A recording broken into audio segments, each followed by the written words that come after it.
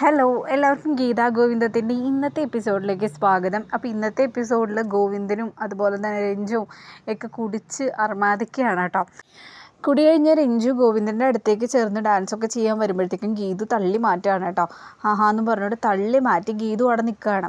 അപ്പോൾ അങ്ങനെ അവിടെ എന്താണ് ഒരു ആഘോഷം തന്നെ, കുടിയാഘോഷം നടന്നുകൊണ്ടിരിക്കുകയാണ് അറക്കലിൽ.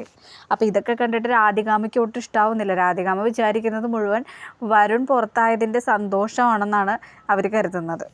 അങ്ങനെ കുടിച്ച് പൂസായി രഞ്ജു വേഗം തന്നെ ഗീതുവിൻ്റെ അടുത്ത് വന്നിട്ട് പറയാണ്, ഗീതു ഞാൻ നിന്നോട് ചതിയാണ് ഗീതു കാണിച്ചത്, എനിക്ക് നിന്നോട് സത്യം പറയണം, രാധികാമ്മയോട് സത്യം പറയണം. കുടിച്ച് ലക്കില്ലാണ്ട് പറയുന്നതാണ് കേട്ടോ.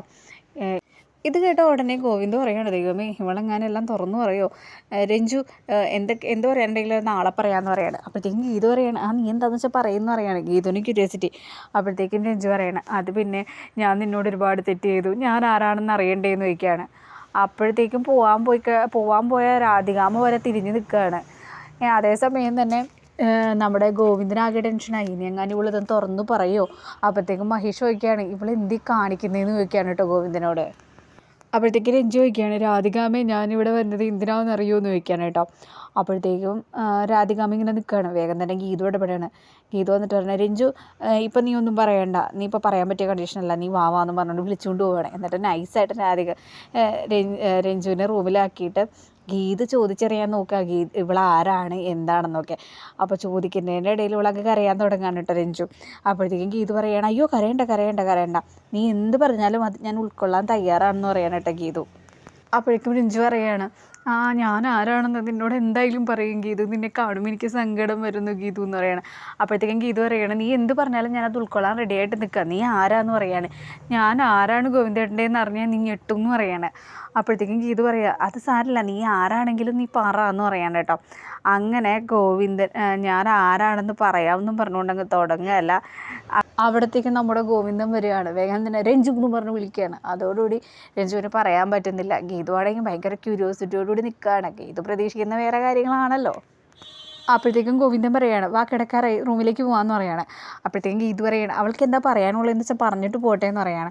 അപ്പോഴത്തേക്കും ഗോവിന്ദൻ പറയുകയാണ്, അവളിപ്പോൾ ലഗാനം ഇല്ലാണ്ട് നിൽക്കുകയാണ്, പരസ്പര ബന്ധമില്ലാത്ത കാര്യമാണ് അവൾ പറയണതെന്ന് പറയുമ്പോഴത്തേക്ക് രഞ്ജു പറയണം, അല്ല ഞാൻ ബന്ധമുള്ള കാര്യം പറയണം, പരസ്പരം നമ്മൾ ആരൊക്കെയാണ്, എന്തൊക്കെയാണ് ബന്ധം, ഇതൊക്കെ തന്നെയാണ് ഞാൻ പറയാൻ ഉദ്ദേശിക്കുന്നതെന്ന് പറയുകയാണ് കേട്ടോ.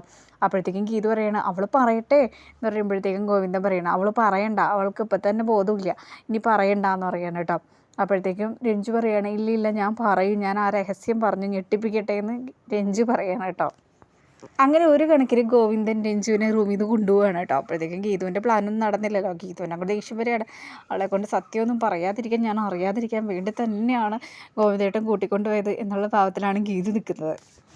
ഇനി അടുത്ത സീനാണ് കാണിക്കുന്നത്. അടുത്ത സീനിൽ ഗോവിന്ദൻ രാത്രി റൂമിൽ വന്നിരിക്കുകയാണ്. അപ്പോൾ അതേസമയം തന്നെ നമ്മുടെ ഗീതു അടുത്ത് നിന്നിട്ട് പറയുകയാണ്, എൻ്റെ അവൾ പറഞ്ഞതെന്ന് ചോദിക്കുകയാണ്. അപ്പോഴത്തേക്കും ഗോവിന്ദൻ പറയും, അവൾ പറഞ്ഞതൊന്നും എനിക്ക് മനസ്സിലായില്ല, അവൾ ലക്കില്ലക്കാനും ഇല്ലാണ്ട് പറഞ്ഞതല്ലേ, എനിക്കൊന്നും മനസ്സിലായില്ല എന്ന് പറയണം. അപ്പോൾ ഗീതു പറയാണ്, കണ്ണേട്ടനെ ഭയങ്കര കള്ളനാണ്, കാരണം അവൾ എന്നോട് സത്യങ്ങൾ പറയാതിരിക്കാൻ വേണ്ടി തന്നെയല്ലേ കണ്ണേട്ടൻ അവിടെ നിന്ന് കൊണ്ടുപോയെന്ന് ചോദിക്കുകയാണ്. അപ്പോൾ ഇത് കേട്ട ഉടനെ തന്നെ ഗോവിന്ദനാകെ കിട്ടുകയാണ്. കണ്ണേട്ടനും രഞ്ജുവും തമ്മിലുള്ള റിലേഷൻ എന്താണെന്നുള്ളതേ അവളെന്നോട് പറയാൻ വന്ന സമയത്താണ് കണ്ണേട്ടനെല്ലാം കൊളാക്കി കളഞ്ഞെന്ന് പറയാൻ കേട്ടോ. അതെ, നേരത്തെ ശത്രുക്കളായിരുന്ന നിങ്ങൾ ഇപ്പം എങ്ങനെ ഇത്രയും അടുപ്പത്തിലായി എന്നുള്ളത് അറിയാനായിട്ടേ എനിക്ക് ചിലവ് വെറും 4 ഗ്ലാസ് കള്ളാണെന്ന് പറയാൻ കേട്ടോ. അപ്പോഴത്തേക്കും ഗോവിന്ദ ചോദിക്കുക, 4 ഗ്ലാസ് കള്ളോ, നീ എന്താ പറയണേന്ന് ചോദിക്കുകയാണ്. കണ്ണേട്ട, വെറും 4 ഗ്ലാസ് കള്ള് കൊടുത്തു കഴിഞ്ഞാൽ രഞ്ജു പറയാനുള്ളതൊക്കെ പുഷ്പം പോലെ പറയും. ഇനി 8 ഗ്ലാസ് കള്ളാണ് തരണമെങ്കിൽ നിങ്ങളും പറയും എന്ന് പറയുക കേട്ടോ. അപ്പോഴത്തേക്കും ഗോവിന്ദ ചോദിക്കുകയാണ്, നിനക്ക് കാര്യങ്ങളൊക്കെ അറിയണമെന്ന് ചോദിക്കുകയാണ്. ഞാൻ വേണമെങ്കിൽ നിനക്ക് അറിയണമെങ്കിൽ പറയാമെന്ന് ഗോവിന്ദ് പറയാം കേട്ടോ ഗീതുവിനോട്. അപ്പോൾ ഗീതുവിനോട് ഗോവിന്ദൻ പറയണം, ഞാൻ പറയാം, എല്ലാം പറയാമെന്ന് പറയണം. അപ്പോഴത്തേക്കും ഗീതുവിനാകെ കൂടെ ക്യൂരിയോസിറ്റിയായി. ഗീതു പറയുകയാണ്, എന്താണെങ്കിലും പറയും, വേഗം പറയുമെന്ന് പറയണം. അപ്പോഴത്തേക്കും ഗോവിന്ദൻ പറയാണ്, ഇത് നമ്മളല്ലാതെ വേറൊരാൾ അറിയരുതെന്ന് പറയാണ്. അപ്പോഴത്തേക്കും ഗീതു എന്ത് തന്നെയാണെങ്കിലും പറയും, വേഗം ആവട്ടെ എന്ന് പറയണം, ആരോടും പറയില്ല എന്ന് പറയണം കേട്ടോ. അപ്പോഴത്തേക്കും ഗീതുവിനെ പറ്റിക്കാനായിട്ട് ഗോവിന്ദൻ ഒരു നുണക്കഥ അങ്ങോട്ട് തട്ടിവിടുകയാണ്. ആ ഒരു അഡ്വഞ്ചർ ട്രിപ്പിന് പോയപ്പോൾ കണ്ടുവെന്നും പിന്നെ രാമായണത്തിൻ്റെ കുറച്ച് സീക്വൻസൊക്കെ എടുത്തിട്ട് അങ്ങനെ ഒരു കഥയൊക്കെ ഉണ്ടാക്കി പറയണം. പക്ഷേ ഗീതുവിന് കത്തി. ഗീതു പറഞ്ഞ്, എന്നെ പറ്റിക്കണ്ട, നിങ്ങളീ പറയുന്നത് മുഴുവൻ കള്ളമാണെന്നുള്ളത് എനിക്കറിയാം എന്ന് പറയാൻ കേട്ടോ. എന്നെ പറ്റിക്കാൻ വേണ്ടിയിട്ടല്ലേ നിങ്ങളിതുപോലെയൊക്കെ പറഞ്ഞതെന്ന് പറയണം. അപ്പോഴത്തെ ഗോവിന്ദനും ചിരി വരെയാണ് കേട്ടോ. അപ്പോൾ ഗോവിന്ദൻ പറയണം, വേണമെങ്കിൽ നീ വിശ്വസിച്ചാൽ മതി, ഞാൻ പറഞ്ഞില്ലേ നീ അല്ലാതെ വേറൊരാളും ഞാൻ പറയണത് വിശ്വസിക്കില്ല എന്ന്, നിനക്ക് വേണമെങ്കിൽ വിശ്വസിച്ചാൽ മതി എന്ന് പറയാം. അങ്ങനെ ഗീത് ഗോവിന്ദനെ പിടിച്ച് നല്ല ഇടിയൊക്കെ ഒഴിച്ചു കൊടുക്കുകയാണ് കേട്ടോ. അത് കഴിഞ്ഞ് ഗീത് കിടന്നു. ആ ഒരു സീൻ കഴിഞ്ഞു. ഇനി അടുത്ത സീനിൽ കാണിക്കുന്നത് കിഷോറിനെയാണ്. അപ്പോൾ കിഷോർ എന്തോ കാര്യത്തിന് ഫോണിൽ ഇങ്ങനെ കുത്തിക്കൊണ്ടിരിക്കുക. അപ്പോഴത്തേക്ക് അമ്മ വരികയാണ്. അമ്മ വന്നിട്ട് പറയാണ്, അത് ഇനിയിപ്പോൾ നീ ഇതുപോലെയൊന്നും പോയ കാര്യമില്ല, ഇത് കുഞ്ഞൊക്കെ ആവാറായിരിക്കുകയാണ്, അപ്പോൾ നീ കുറച്ചുകൂടെ കാര്യഗൗരവത്തോടുകൂടി പോകണം മുന്നോട്ടേക്കെന്ന് പറയാണ്. അപ്പോഴത്തേക്കും കിഷോർ പറയാണ്, അവർണിക ഗർഭിണിയാണെന്ന് അറിഞ്ഞപ്പോൾ തുടങ്ങി ഞാനിത് കേൾക്കണതല്ലേ, ഒന്ന് നിർത്തിക്കൂടെ എന്ന് ചോദിക്കുകയാണ്. അപ്പോഴത്തേക്കും അമ്മ പറയണേ, അതെ, ഗർഭിണികൾ സന്തോഷത്തോടു കൂടി ഇരുന്നാലാണ് കുഞ്ഞുങ്ങൾ ആരോഗ്യത്തോടു കൂടി ഇരിക്കുകയുള്ളൂ. അതേസമയം അവർണികനെ കാണിക്കുകയാണ്. അവർണിക ഒരു ഫോൺ വിളിച്ച് സന്തോഷത്തോടുകൂടി ഇറങ്ങി വരികയാണ്. എന്നിട്ട് അമ്മയോട് പറയാണ്, അച്ഛൻ നാളത്തെ ഫ്ലൈറ്റിൽ തന്നെ വരുമമ്മേ, അച്ഛന് ഭയങ്കര സന്തോഷമായിട്ടുണ്ടെന്ന് പറയണം. അപ്പോഴത്തേക്കും കിഷോർ ചോദിക്കുകയാണ്, അതിനെന്താ ഇത്രയധികം സന്തോഷിക്കാമെന്ന് ചോദിക്കുകയാണ്. ഒന്ന് ആലോചിച്ച് നോക്കിയേ, ഒരു ഭാര്യ ഗർഭിണിയാണ്, ആ ഒരു സന്തോഷം പങ്കുവെക്കുമ്പോൾ ഭർത്താവിന് തീരെ ഇഷ്ടമില്ലാത്തൊരവസ്ഥ ഒന്ന് ആലോചിച്ച് നോക്കിയാൽ അതിലും വലിയ ഗതികേടൊന്നും ഒരു ഗർഭിണിക്കും വരാനില്ലല്ലേ. ഇത് കാണുമ്പോൾ ഇങ്ങനെയൊക്കെ തോന്നാറുണ്ട്. നിങ്ങൾക്ക് എന്താണ് തോന്നുന്നതെന്ന് വെച്ചാൽ കമൻറ്റ് ചെയ്യൂ കേട്ടോ. പിന്നെ കിഷോർ ഒന്നും കൂടെ ചോദിക്കുക, അതെ, ഇത് ലോകത്തിലെ ആദ്യത്തെ സംഭവമൊന്നും അല്ലല്ലോ ഇതുപോലെ എല്ലാവരെയും വിളിച്ച് സന്തോഷം അറിയിക്കാമെന്ന് ചോദിക്കുകയാണ്. അപ്പോൾ ഇത് കേട്ട അവർണികയ്ക്ക് ആകെ കൂടെ വിഷമമാവാണ്. അവൾ ഞെട്ടലോട് കൂടി കിഷോറിനെ നോക്കുകയാണ്. അപ്പോൾ അവർണിക പറയാണ്, മറ്റുള്ളവരുടെ കാര്യമൊന്നും എനിക്ക് നോക്കേണ്ട കാര്യമില്ല, എൻ്റെ കാര്യത്തിൽ ഇത് ആദ്യത്തെ സംഭവം തന്നെയാണ്, അതുകൊണ്ട് തന്നെ എനിക്കിത് വലിയ സന്തോഷമുള്ള കാര്യമാണ്. എൻ്റെ സന്തോഷം ഞാൻ മറ്റുള്ളവരോട്, എനിക്ക് വേണ്ടപ്പെട്ടവരോട് പങ്കിടുന്നു എന്ന് മാത്രം എന്ന് അവർണിക കിഷോറിനോട് പറയാണ് കേട്ടോ. അപ്പോൾ കിഷോറിൻ്റെ അമ്മ പറയാണ്, അല്ലടാ, നീ എന്താ ഗർഭിണിയായിട്ടുള്ളൊരു പെണ്ണിനോടാണോ ഇമാതിരി വർത്തമാനങ്ങളൊക്കെ പറയണേന്ന് പറയാണ്. അപ്പോഴത്തേക്ക് അവർണിക പറയാണ്, അതെങ്ങനെയാ അമ്മ, ഇവൻ്റെ സ്വഭാവം ആകെക്കൂടെ മാറി, ഇവനെങ്ങനെ. അപ്പോഴേക്കും കിഷോർ പറയാണ്, അതൊന്നും അല്ല അവർണിക, ഇപ്പം നമ്മൾ ഭയങ്കര അധികം സാമ്പത്തിക ബുദ്ധിമുട്ടിൽ നിൽക്കുന്ന സമയമാണ്. ഇപ്പം നമ്മുടെ രണ്ടുപേരുടെയും വരുമാനം കൊണ്ടിട്ട് പോലും ലോണ് തിരിച്ചടയ്ക്കാൻ പറ്റുന്നില്ല, ആ ഒരു സാഹചര്യത്തിൽ എന്ന് പറയാണ്. അപ്പോഴത്തേക്കും അവർണിക വയ്ക്കണം, അതിന് എന്താ പറഞ്ഞു വരുന്നതെന്ന് ചോദിക്കുകയാണ്.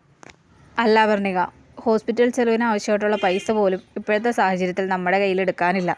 ആ ഒരു സാഹചര്യത്തിൽ ഒരു കുഞ്ഞിനെക്കുറിച്ച് നമ്മൾ ആലോചിക്കണോ എന്ന് അവർണികയോട് കിഷോർ ചോദിക്കാം കേട്ടോ. ഇത് കേട്ട അവർണിക ആകെ കൂടെ ഞെട്ടുകയാണ് കേട്ടോ.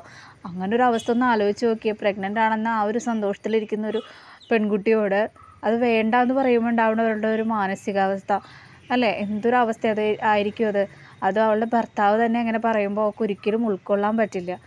അപ്പോൾ അങ്ങനെയൊന്നും ഇത് കാണുന്നവരെങ്കിലും പറയാതിരിക്കുക കേട്ടോ, അതൊക്കെ വലിയ പാപമാണ്. അപ്പോഴത്തേക്കും അവർണിക അങ്ങ് ദേഷ്യപ്പെടുകയാണ് കേട്ടോ. അവർണിക ചോദിക്കുകയാണ്, നീ എന്താ പറഞ്ഞു വരുന്നത്, നീ പറഞ്ഞു വരുന്നത് ഈ കുഞ്ഞിനെ നമുക്ക് ഇല്ലാതാക്കാന്നല്ലേ പറഞ്ഞു വരുന്നത്.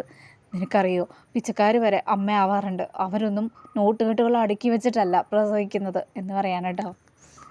നിന്നോട് ഞാനതൊന്ന് ആലോചിക്കാനേ പറഞ്ഞുള്ളൂ എന്ന് കിഷോർ പറയാണ്. ഇത് കേട്ട ഉടനെ തന്നെ അവർണിക പറയാണ്, എന്താ നിങ്ങളീ പറയുന്നതെന്ന് പറയാൻ കേട്ടോ. അപ്പോൾ ഈ ഒരു സാഹചര്യം അല്ലെങ്കിൽ ഈ ഒരു കഥ കേട്ട് കഴിഞ്ഞപ്പോൾ ഒരു സാഹചര്യം ഓർമ്മയിൽ വന്നിട്ടോ, അത് ജസ്റ്റ് ഒന്ന് പറയാം. നമ്മളുടെ ഈ ചാനൽ തുടങ്ങിയ സമയത്ത് പല കമൻറ്റുകളും നമുക്ക് വരാറുണ്ട്. അപ്പോൾ അതേ സമയം തന്നെ പ്രഗ്നൻ്റ് ആയതിനു ശേഷം അവർക്ക് കുഞ്ഞിനെ വേണ്ട, അതിട്ട് അബോർട്ട് ചെയ്യാനായിട്ടുള്ള കാര്യങ്ങളെക്കുറിച്ചിട്ട് സംസാരിച്ചുകൊണ്ടും നമുക്ക് കമൻറ്റുകൾ വരാറുണ്ട്. അപ്പോൾ സത്യം പറഞ്ഞാൽ വിഷമിച്ചു പോകും. കാരണം എന്താണെന്ന് വെച്ച് കഴിഞ്ഞാൽ ഒരു സൈഡിൽ കുഞ്ഞുങ്ങളില്ലാതെ വിഷമിക്കുന്ന എത്രയോ ദമ്പതികളുണ്ട്, അതേ സൈഡിൽ തന്നെ കുഞ്ഞുണ്ടായിട്ട് അതിനെ വേണ്ടാന്ന് പറഞ്ഞുകൊണ്ട് അബോർഷൻ ചെയ്ത് കളയുന്ന എത്രയോ ആൾക്കാരുണ്ട്. അപ്പോൾ ഒന്നില്ലെങ്കിൽ കുഞ്ഞിനെ ഇപ്പോൾ വേണ്ട എന്നുള്ള ആളുകളാണെങ്കിൽ കുഞ്ഞുണ്ടാവാതിരിക്കാൻ ശ്രമിക്കുക. ഉണ്ടായതിന് ശേഷം ആ ഒരു ജീവനെ ഇല്ലാതാക്കുന്നത് വളരെ വലിയ ക്രൂരതയാണ്. നമ്മുടെ കുഞ്ഞ് ജനിച്ചതിന് ശേഷം അതെന്തോരം വേദന അനുഭവിക്കും, മരണപ്പെടുമ്പോൾ അത്രയും തന്നെ വേദന, അതിലുമേറെ വേദന കുഞ്ഞുങ്ങൾ അബോർഷൻ ചെയ്യുന്ന സമയത്ത് അനുഭവിക്കും. അപ്പോൾ ദയവ് ചെയ്ത് അങ്ങനെയൊക്കെയുള്ള ചിന്താഗതിക്കാരുണ്ടെന്നുണ്ടെങ്കിൽ അത്തരത്തിലുള്ള കാര്യങ്ങളൊന്നും ചെയ്യാതിരിക്കുക കേട്ടോ. അപ്പോഴേക്കും ശ്രീജ ചോദിക്കുകയാണ്, എന്തായിട്ടേ പറയുന്നത്, വിവാഹം കഴിഞ്ഞ് ഒരുപാട് ആളുകൾ കുഞ്ഞുങ്ങളില്ലാണ്ട് വിഷമിക്കുന്നുണ്ട്, ഇപ്പോൾ കിട്ടിയ കുഞ്ഞിനെ വേണ്ടാന്ന് വെക്കണമെന്നാണ് ഏട്ടൻ പറയുന്നത്, ഇത് എന്താ ഈ പറയുന്നതെന്ന് ചോദിക്കുകയാണ് കേട്ടോ. അപ്പോഴേക്കും അവർണിക ചോദിക്കണം, അല്ല അപ്പോൾ ഈ കുഞ്ഞിനെ എൻ്റെ വയറ്റിൽ വെച്ച് തന്നെ മുറിച്ച് കളയണം എന്നല്ല നീ പറയുന്നതെന്ന് ചോദിക്കുകയാണ് കേട്ടോ. അപ്പോഴത്തേക്കും അവർണികയ്ക്ക് ദേഷ്യം വന്നു. അവർണിക പറയണം, നീ എൻ്റെ ഭർത്താവായി തുടർന്നാലും ഇല്ലെങ്കിലും ഈ കുഞ്ഞിനെ ഞാൻ കളയാനായിട്ട് പോകുന്നില്ല എന്ന് തന്നെ പറയാണ്. അപ്പോഴത്തേക്കും കിഷോർ ചാടി എഴുന്നേൽക്കുകയാണ്. അപ്പോഴേക്കും അമ്മയും ശ്രീജയും പറയാണ്, ഞാൻ എന്തായാലും ഇവളുടെ കൂടെ നിൽക്കുള്ളൂ. കാരണം എന്താണെന്ന് വെച്ച് കഴിഞ്ഞാൽ ഒരു കുഞ്ഞിനെ തന്നിട്ട് അതിനെ വേണ്ടാന്ന് വെക്കുന്നത് വളരെ ദുഷ്ടകരമായിട്ടുള്ള കാര്യമാണ്. നീ എല്ലാ സമ്പാദ്യം ഉണ്ടാക്കി വെച്ചിട്ട് നിനക്കൊരു സന്താന സൗഭാഗ്യം ദൈവം തന്നില്ലെങ്കിലോടാ എന്ന് ചോദിക്കുകയാണ് കേട്ടോ അമ്മ കിച്ചുവിനോട്. അപ്പോൾ ശ്രീജയും അമ്മയും പറയണേ, ഇതുപോലത്തെ വർത്തമാനം നീ പറയരുത്, ദൈവത്തിന് നടക്കാത്ത വർത്തമാനങ്ങൾ ചെയ്യുകയും ചെയ്യരുതെന്ന് പറയാൻ കേട്ടോ. അപ്പോൾ ഇത്രയും കാര്യങ്ങളൊക്കെയാണ് ഇന്നത്തെ എപ്പിസോഡിൽ നടന്നിരിക്കുന്നത് കേട്ടോ.